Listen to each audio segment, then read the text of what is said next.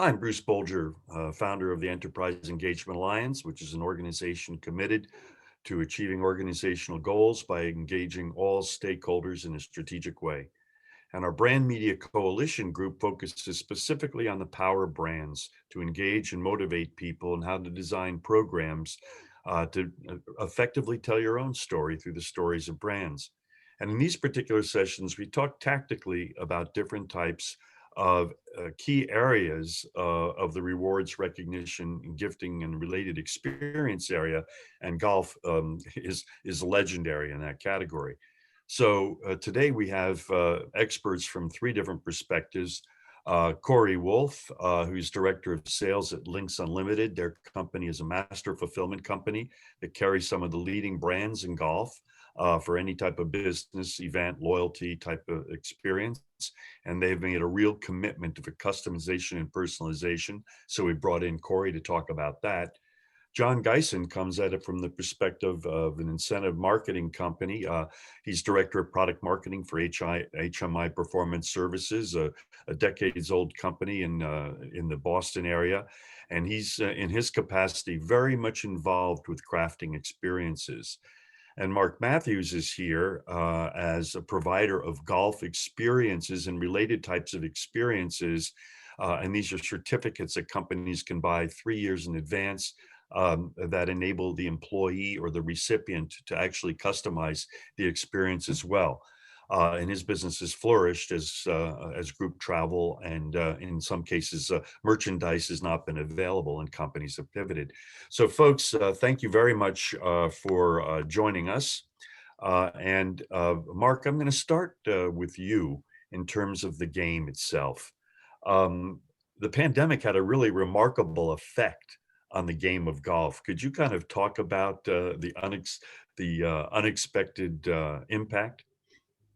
Well, in terms of the game itself, with people not having to go into the office or not being able to go in the office, they had all kinds of free time.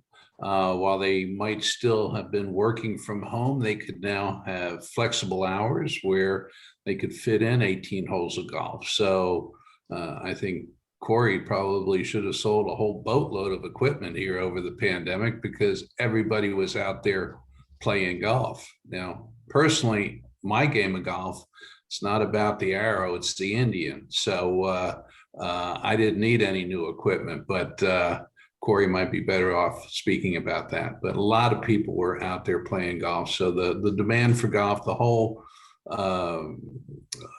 attraction to golf really picked up during the pandemic. Yeah, just to piggyback off that, and I'll just real brief, talking with all the golf manufacturers, rounds were tremendously up, almost 2 times what they were years prior. So the demand on product was so high that they really were caught flat-footed. And as much as I would have liked to sold more, we couldn't get it. So we were very heavily constrained, coming into third quarter, fourth quarter, and trying to get whatever we could get our hands on. Supply chain was obviously affected. So, as the rounds went up, people wanted to get more golf balls, get new clubs, get new bags, accessories, things of that nature.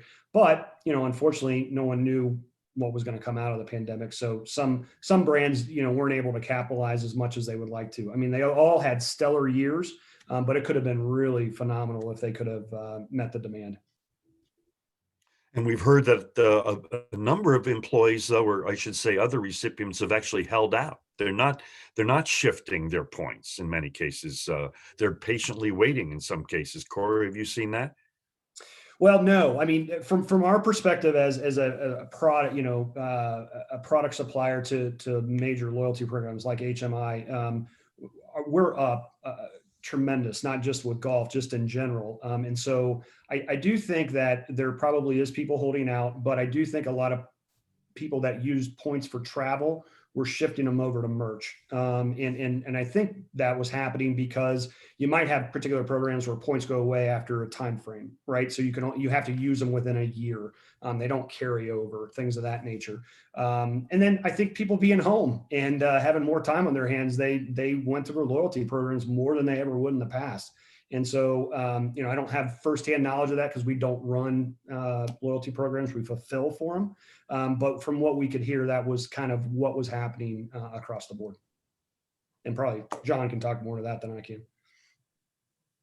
Yeah, I would say for sure we saw a big growth on the loyalty points side. When I started HMI, one of the things we did was really dive into what our audiences are looking for and things like, golf, even though maybe 4 years ago it wasn't quite as big, was always up there. But we've just seen that explode along with anything outdoors related just over the last year has been huge. And I know from personal experience, people in the industry, they courses were closing near me, and now they're the ones that have existed, you can't get a tee time, and people are just out there, constantly. And we've seen that demand for golf items just totally skyrocket. Mark, I think this is actually interesting. There's a long term impact. As anybody who follows golf knows, the industry has had problems over the last 5-10 years as demographic shift. It didn't look like the millennials were going to play, blah, blah, blah. But what happened is that moms and dads are all of a sudden hanging out with the kids. And so the kids were out on the course with the parents. And all of a sudden it became a family experience. I actually think this could have a long-term impact of reinvigorating the generational game of golf. Heck, you had your kids down to the Masters, the poor things, as I understand it, this year. Yeah, we went down to Augusta 2 weeks ago and just had a tremendous time down there. So great family vacation if you can do it, but it was certainly a great event. We're seeing a big uptick in golf related events. People and not just going to events like the US Open golf or the Masters or things of that nature, but people wanting to go to resorts and booking resorts that feature golf and spa more than food and wine. So food and wine, they're exploring at home. Golf and spa is really what they aspire to go to. They want to get out and they want to do it. So people are just craving travel. They want to get out. They've been forced in this little cocoon by the pandemic for way too long.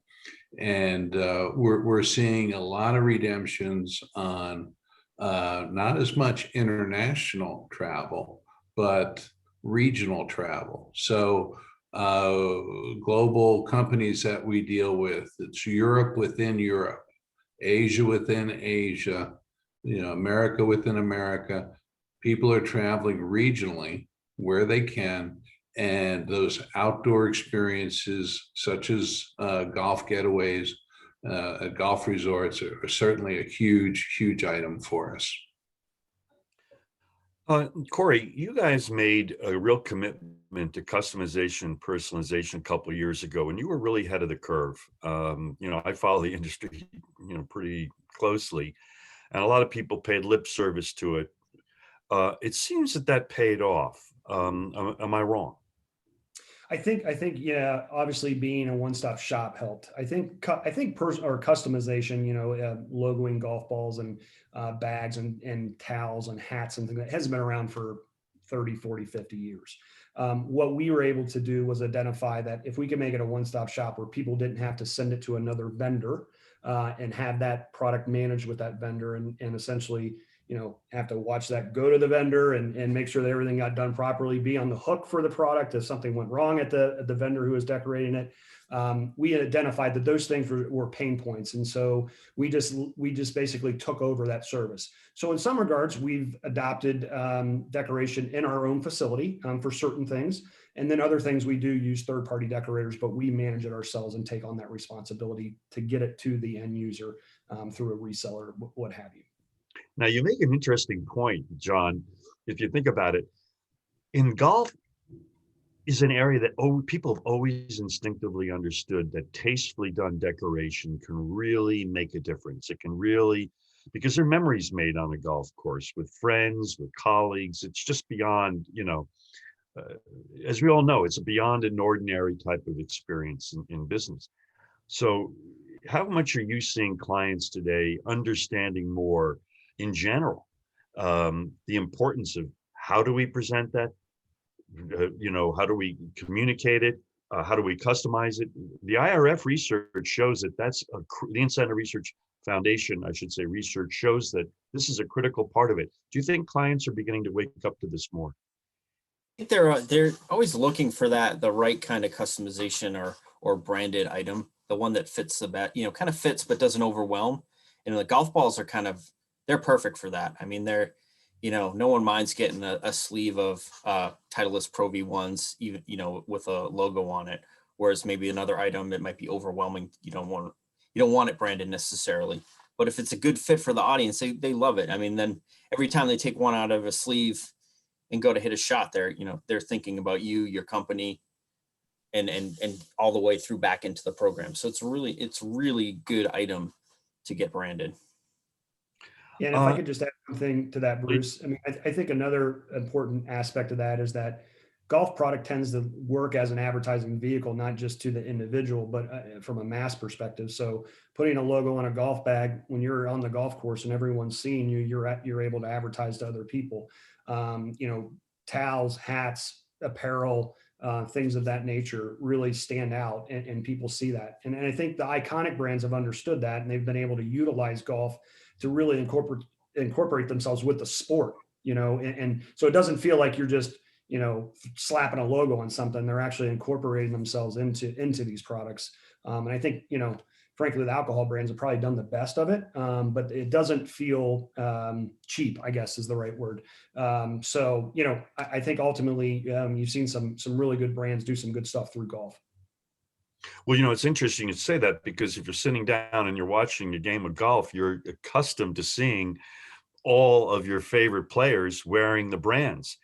Now, Mark, something that a lot of people don't understand is that, especially as we come out of these abnormal times, it is possible to reward individuals with a once in a lifetime experience. You've got to do this for 39, I think, of your 41 years in business.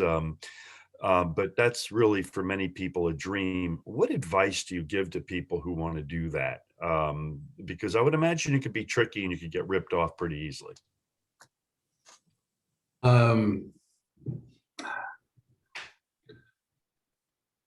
So when companies want to award experiences to their program participants, they might have 500 different participants, and they have no idea what is going to be the hot button or the key event, or what is going to motivate or reward each of those individuals the most. So what we add to the mix is selection. We'll give that program participant 15, 20, 30 different experiences that they can choose from: golf, spa, wine, food and wine trips, all sorts of experiences, either regionally or globally, depending on the program. And then the program participant picks the key experience that they want to do that's going to motivate and reward them the most. So you've taken a whole lot of mystery out of what's going to be the key factor for the employee, because we're allowing the employee to choose. And the power of choice is overwhelming. It shifts the whole paradigm of the incentive from here, I'm giving you something, to here, I'm giving you the opportunity to choose what you want.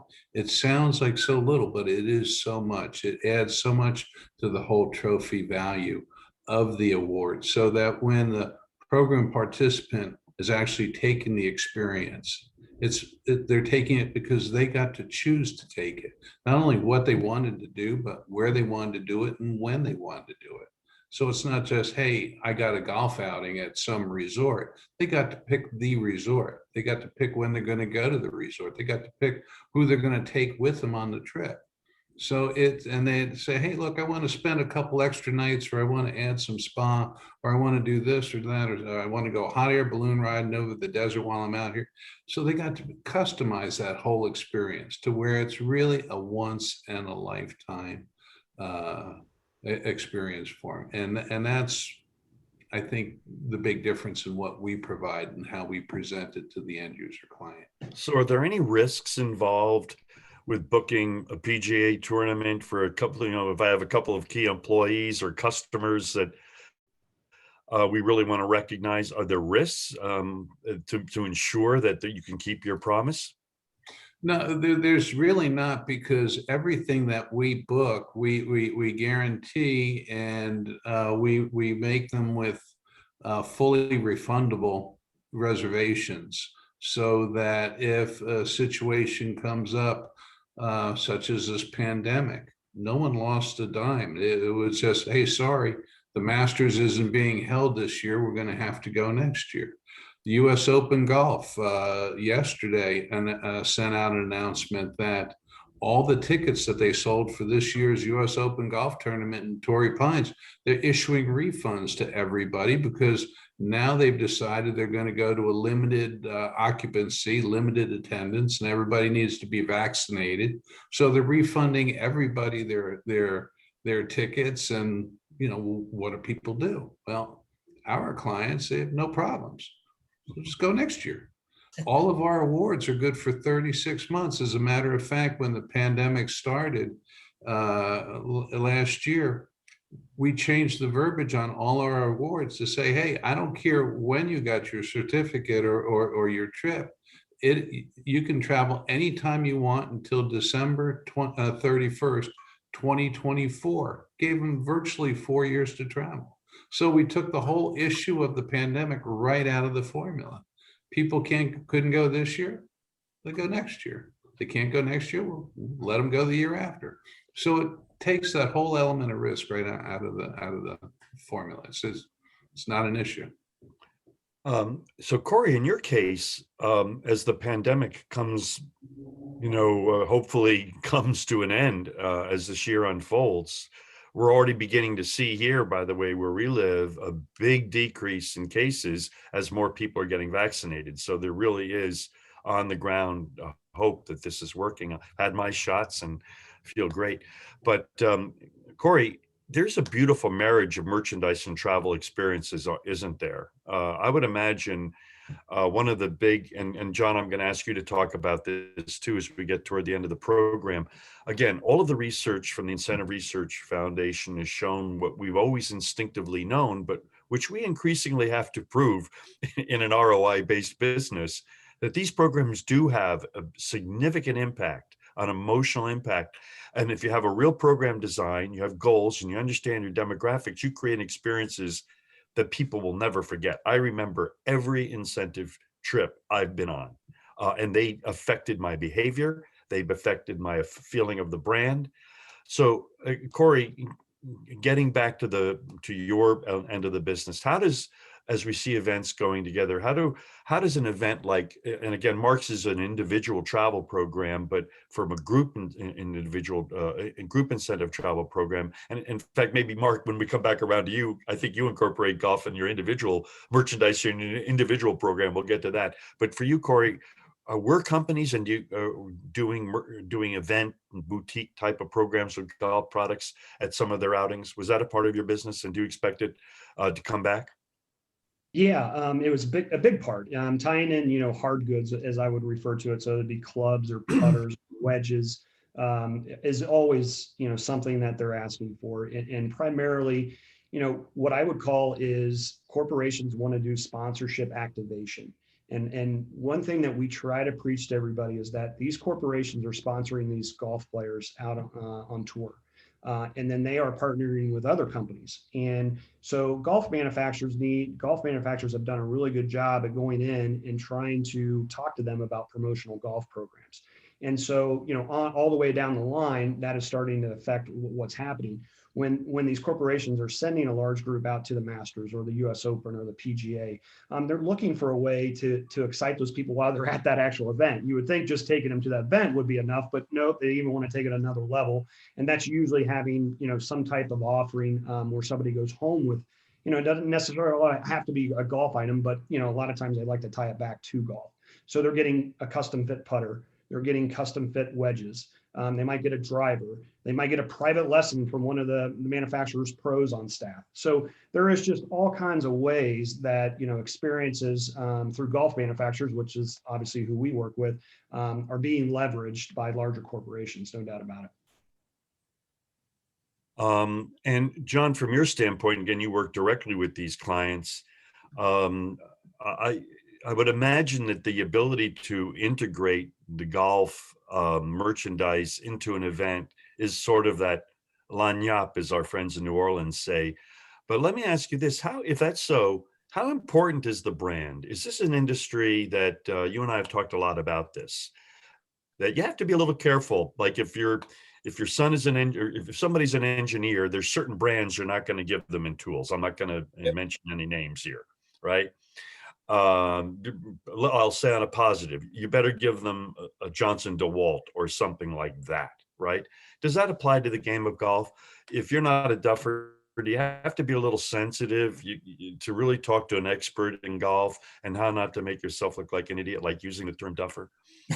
I always think it's so important to try to know your audience as well as you can. If it's a giant outing and it's a lot of people who don't play a lot and they're just out there to really have a good time, the brand name is important, but then there's a whole nother level to it when you get into, what types of clubs you're offering or what types, what model golf ball you're giving. So there's, if you're a 1 or 2 handicap, you're going to want a high-end golf ball or high-end equipment.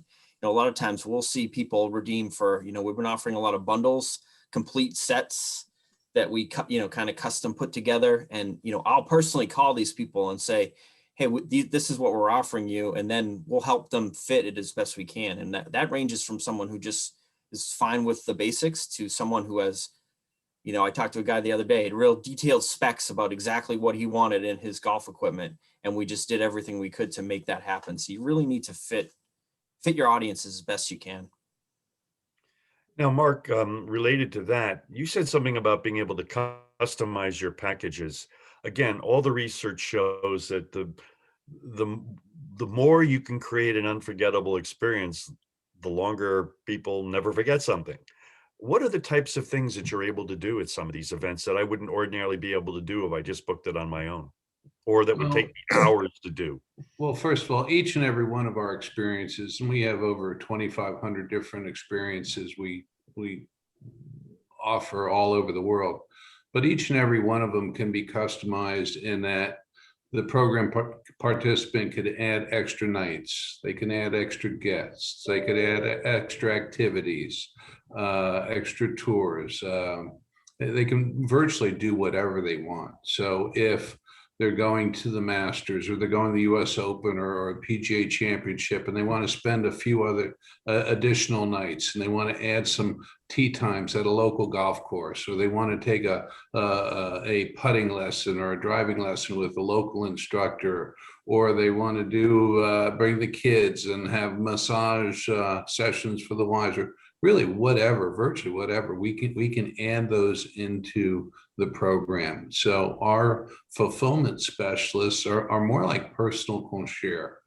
They handle all aspects of the booking, not just of the package inclusions, but anything else that the program participant may want to add to that package to really make it a once in a lifetime experience. Well, we all know how much trouble those of us who like to create unique travel experiences, if you do it on your own, it takes a bundle of time. Right. So part of what you're talking about is the experience, the concierge experience.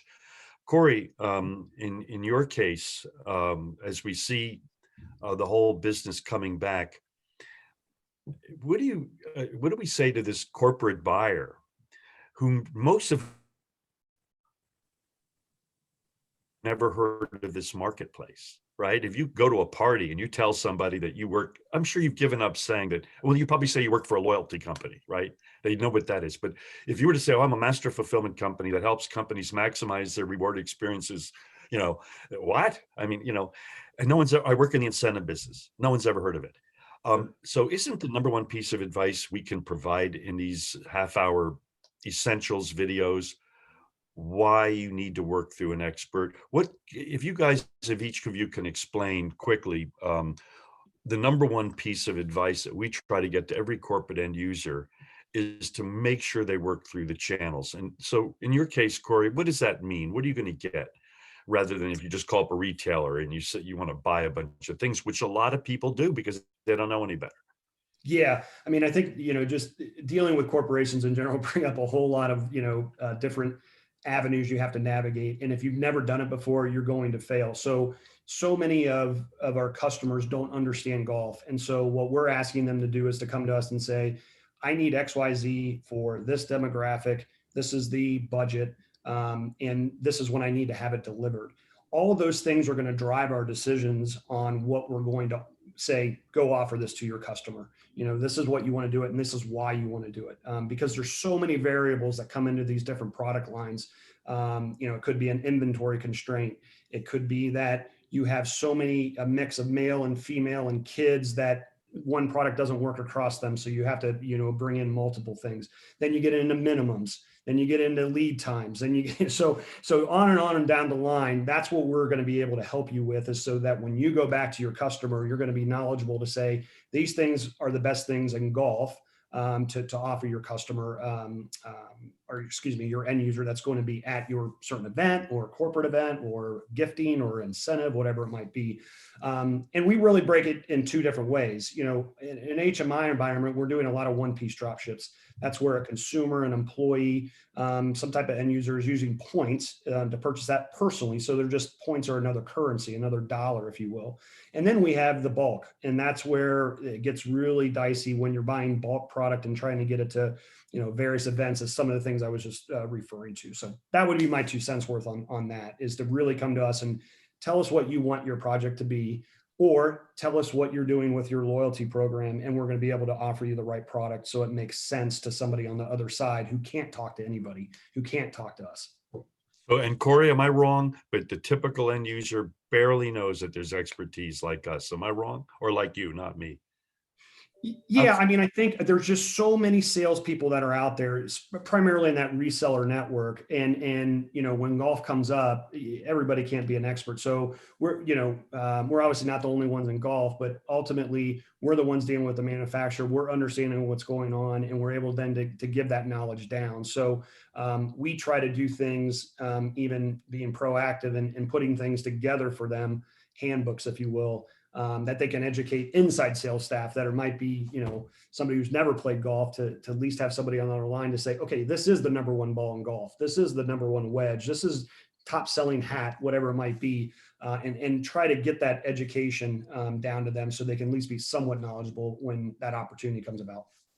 And John, thank you. What I like about your position in the company, by your title, and of course, I've been on multiple of these programs with you, is that you really do look at brands and the experience almost the way an advertising agency would look at media and its story. And in the past, I think the industry kind of took that for granted. And one of the big things that the Incentive Research Foundation committed itself to almost 20 years ago, and it took a while, and it's still, we have a long way to go in general. But measurement actually proves that these programs work, don't they? If you can convince your client to really design the program properly, you really can look at how the needle moved and how people felt about things. Are you seeing any change in the client in willing, yeah, let me look at how this thing is working. What is it doing? Or is it still, I know it works, don't worry about it? I would say that more and more we're looking, our clients request that ROI. And that I know it works. Don't even worry about it. I always laugh because eventually they ask, even if at the beginning of a program, they say, don't worry about it. I just want to give away this. I love I love this group. We're going to give a lot of stuff away. Later, their boss will ask them, hey, how did that program work? So we always are building, dashboards and information into it so that we can provide the client with, a real tangible results on their program. And then that also builds the case for us to help sell them or provide them with better product and better concepts for their promotions. And it's interesting, the company that I got the most incentive travel programs with, unfortunately, it's no longer in business, but if it still were, I'd be the world's biggest brand ambassador. And not just because of those travel programs, but because they were part of a comprehensive culture walked around, talked to people, what you remember with those incredible events.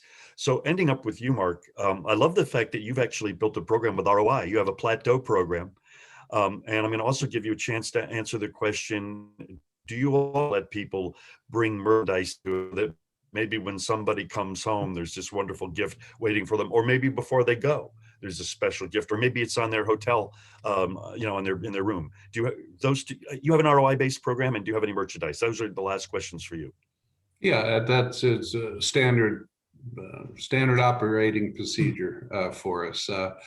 During the times of the pandemic, we had a lot of global companies that were normally doing their President's Club trips or Chairman Club trips, group travel programs, that were not able to take the trip because of the pandemic. So they came to us and they said, "Hey, our budget is $10,000 per couple, or $15,000 per couple, or $5,000 per couple.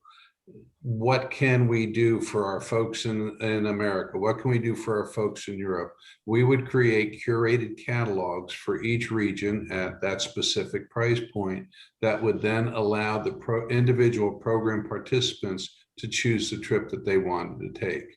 Part of that was quite often when they got to the hotel, depending on the nature of the trip, there'd be some sort of merchandise, some sort of welcome gift associated with the program waiting for them at the hotel. Or maybe there was some sort of buzz that the client wanted to give their program participants during the registration process, where we would send out gifts to all the program participants to get them geared up and excited. It could have been something a more generic nature, like a travel bag or cameras or suitcases or something along binoculars or something along those lines. So yes, I think the marriage between travel and merchandise is seamless and quite natural. And we're certainly not unique in our position in doing that. Well, folks, thank you very much, Mark, for that, and John and Corey. I think some of the key topics, and by the way, we always like to thank our sponsors who support these education programs, and here are the information resources available to you. But in summary, I think it's important to say that golf has experienced a change that we never expected, that it's not just a temporary thing. It looks like we may have given birth to a whole new generation of golfers, that golf decision makers should learn to buy from people who are true experts, because golf is a culture with its own terminology, its own brand understanding, and one can easily embarrass oneself unless they're really knowledgeable. It's a media that golf merchandise and experience work effectively together, and that if you do it as part of a measurable program where the reward is based on performance, there's a built-in ROI, not only in terms of performance, but there's also a built-in ROI in terms of emotional connection, which the Incentive Research Foundation over the years is demonstrated as a critical ROI, creating a brand ambassador, people with an emotional connection to your program. I'm just looking here at my notes.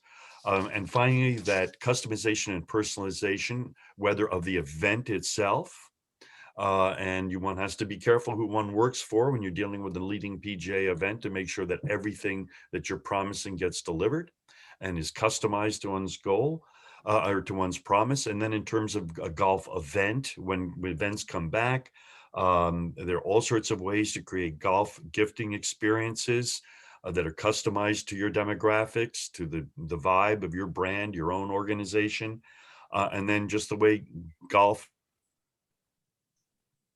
items are customized or not customized based on the audience. This is a media.